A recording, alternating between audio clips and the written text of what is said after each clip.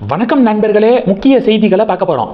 பொள்ளாச்சியில் நடக்கக்கூடிய be the leaders இயக்கத்துடைய முதல் மாநாடு, போதையில்லா தமிழகம் அப்படிங்கிற விழிப்புணர்வுக்காக இந்த மாநாடை நடத்துகிறாங்க.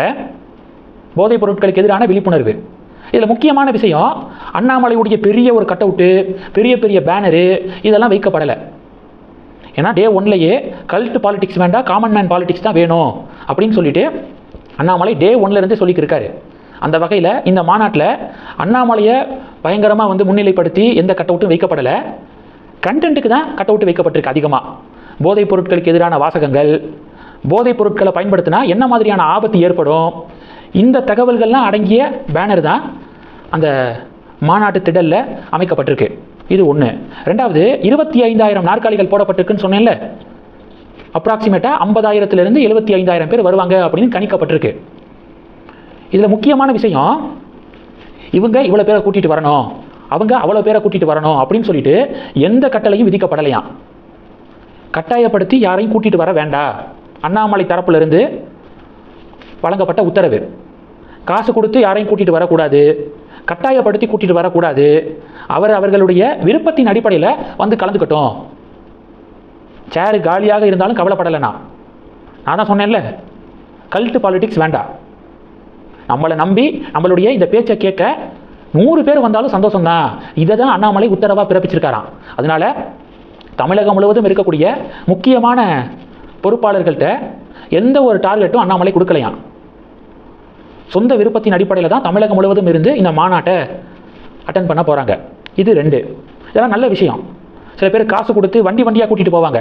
திராவிட கட்சிகள் மாநாட்டில் இதெல்லாம் நடக்கும். அப்படியெல்லாம் இல்லாமல் நேச்சுரலாக இந்த மாநாடை நடத்துகிறாங்க. 2, நேற்று பொள்ளாச்சி மாநாடு பற்றி நம்ம சேனலில் ஒரு வீடியோ போட்டிருந்தேன். அந்த வீடியோவுக்கு கீழே கமெண்ட் செக்ஷனில் நிறைய பேர் கமெண்ட் பண்ணியிருந்தாங்க. அதில் ஒரு சிலருடைய பதிவுகளை எடுத்து சொல்லணும் அப்படின்னு சொல்லிட்டு ஆசைப்பட்டேன்.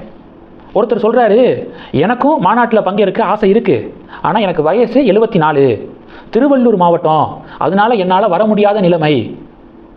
என்னுடைய வாழ்த்துக்கள் அண்ணாமலை தம்பிக்கு எப்போதுமே இருக்குது, இந்த மாநாடு வெற்றி அடையணும் அப்படின்னு ஒருத்தர் பதிவு போட்டிருக்காரு. இன்னொருத்தவங்க சொல்கிறாங்க, நாளைக்கு நானும் கலந்து கொள்ள ஆசைப்பட்டேன், ஆனால் எனக்கு வயசு 57, மாற்றுத்திறனாளி, அதனால என்னால் வர முடியாத சூழல் அப்படின்னு ஒருத்தங்க. இன்னொருத்தர் சொல்கிறாரு, நான் கால் உடஞ்சி நடக்க முடியாத நிலைமையில் இருக்கேன், அதனால என்னால் அட்டன் பண்ண முடியலை. இது மாதிரி பல பேர்.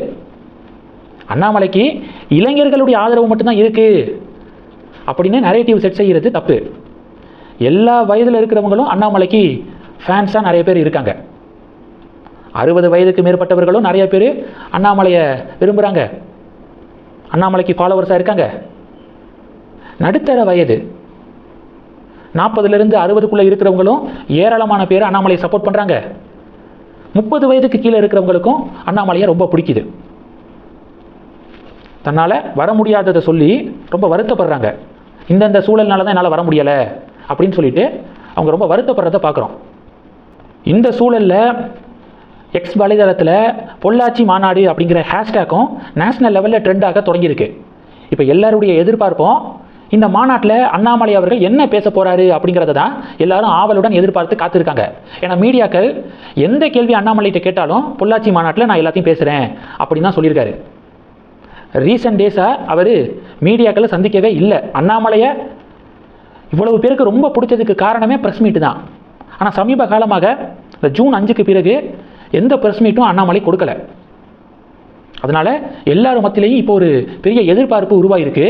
மலை மாநாட்டில் என்ன பேச போகிறாரு அப்படிங்கிற எதிர்பார்ப்பு. தொடர்ந்து நம்ம சேனலில் கனெக்டில் இருங்க, எல்லாத்தையும் அப்டேட் பண்ணுறேன். நன்றி. ஜெய் ஹிந்த்.